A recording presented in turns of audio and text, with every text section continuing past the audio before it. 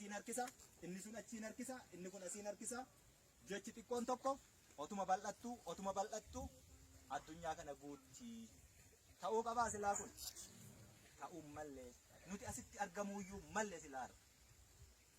Hojii keenya beektu, isinis immoo hojii keessan beektu, ka barbaadaa jirru waliinuu beekna. Sanaaf immoo dirqama qabna. Namummoo hanga qeenca xuriiyyuu haa taatu dirqama sanatti waa gumaachuutti jira. Lubbuu, qabeenya, beekumsa, dandeettii, humna waan qabu hundumaa itti darbataa jira Oromoon. Malee har'a silaa iddootti teenya walitti odeessinuyyuu hin turre. Walitti odeessuu, sirbuu, dhiichisuu, dibbee dhaanuun hin geenye. Daandiin nuti jalqabnee jirru fagoo miilaan Finfinnee galla jirra reef qeellam jirra jechuudha. Asii gahii Finfinnee ilaaliyaa fagoo miti. Silaas ta'uu qabnaare. Osoo hanga as teenyu deemnee irra ta'e yoona guriin geenyu hin geenye turre jechuudha. Kanaaf oduutii yeroo hin gubiinaa, dubbii xaxaa fiddanii hawaasa keessa gashitanii yeroo hin gubiinaa. Namni gaarii yaadu yoomiyyuu hin kufu, xaxaatu immoo yoomiyyuu hin darbu jechuudha. Xaxaan akkuma sakaalaa umurri isaa yeroo amma namatti fakkaata malee. Kanaaf ganda keessanitti har'aa kaasaati caasaa tolfadhaa.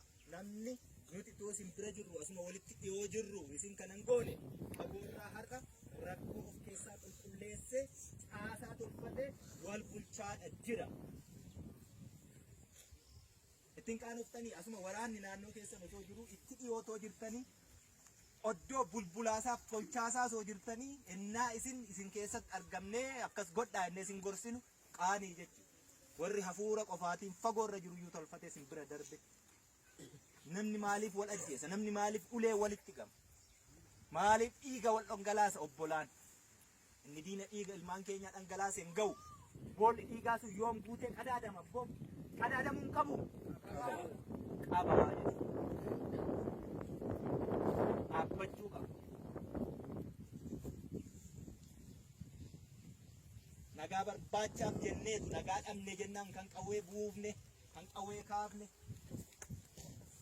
Ilmoo deebistanii sanan booressinaa nagaa waaraa kaa daa'imni keenya nagaan baatee galtu, shamarraan keenya nagaan laga buutee deebitu, gabaa dhaqxee deebitu, qoraan dhaqxee deebitu nagaa akkasiiti barbaanna waan ta'eef sana nu jalaa hin booressinaa. Lafeetu as keessa jira. Goota meeqatu itti wareegamee nu waraanaa jechuun sun as keessatti yennoo bu'aa laallanne nagaa hawaasa hammanaa ga'u booressinu dhiisaa jechuudha. Namatti hin darbiina. Numatu waliif jira. Duunu qonnee wal awwaallaa. Dhukkubsannus gangalchinee wal'aansa walii laannaa. Kan biraa hin qabnu. Wanni maal jedhe? Maaliif hin du'e?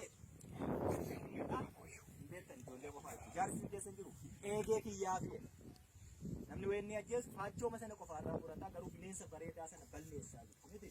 Konsaa qaltees hin nyaatu. Nu maaliif du'uu jirra? Dachee kanaaf immoo miti kana barbaacha deemna kaa. Maaliif waan xixiqqoo tokko wal sakaallare wal duran dhaabbatiini qaawwa baname duuchi ba'aa ulfaataa wal gargaari rakkoo walii furi gaafas jireenyi qananiin ofiisiitu dhufti. Waan meeqan waliin jechaa oolti. Ani waraana bilisummaa Oromooti. Halkan kana dhufeeni manaa baasee sagal si garafee deema qooyi waan goote nam beekaa. Waa godheere dhugaa. Qomni kiyyaamii kun ni madaa tortoraan ajaa kuteen gataa hin gatu wal'aaneen fayyisa. Waa godheera nu ajjeesise nu ajjeese nu hiisise nu hidhe nu godaansise.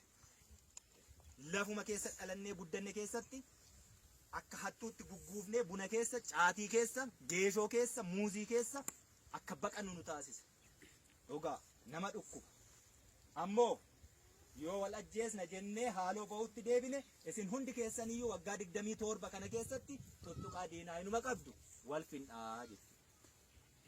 Dhugaa miti? Yennaa quba namatti qabdu meeqa tas qabamee jira? Fagoo jechuudha. jalqaba of sakattaanee haa ilaallu. Biyya yoo qabaanne hunda qabna. Yoo feene hin ajjeesnaa, yoo feene hin hiinaa, yoo feene bilisa gadhiisna. Har'a garuu hin hidhannus hin ajjeesnus murtii kennitee bilisas hin jennu. Wanni nu jennu waan tokko kaleessa namii keessaa madaan isaan irra jira, godaan isaan irraa mul'ata. Ammoo kanaaf murtii sii kennuun boru saba murtii sii kenna. Har'a ammoo godaannisa madaatiyyaa hin tuttuqiinii jedhe. Hin tuttuqu yoo haa taa'u. Yoo tuttuqeeyo maanii jira rakkoon.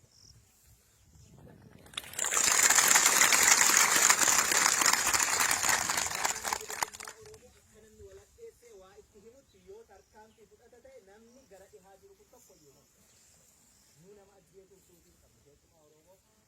Oromoon cabsoodhaniitu anaaf diina taanee walitti dhufaasne diinni hin jiru. Si keessaas yoo du'e Oromoo, ana keessaas yoo du'e Oromoo. Lakkoofsa eenyutti irratti? Oromootti irratti. Haa taa'u. Murteef hin jarjariinaa sin harka jira. Iddootti baafatee sin harkaa bahu hin qabu. Yoo nam tokko ajjeesan garuu fira ajjeesan, maatii ajjeesan, gosa ajjeesanii sinumatu immoo deebi'ee walirratti ta'a. Murteetti seechi jarjartanii nama jireenya hin dhorkiinaa. Garaaf bal'adhaa obsaa. Hanga nu odeessee fi hanga rakkanne sana caalaa hin rakkannu.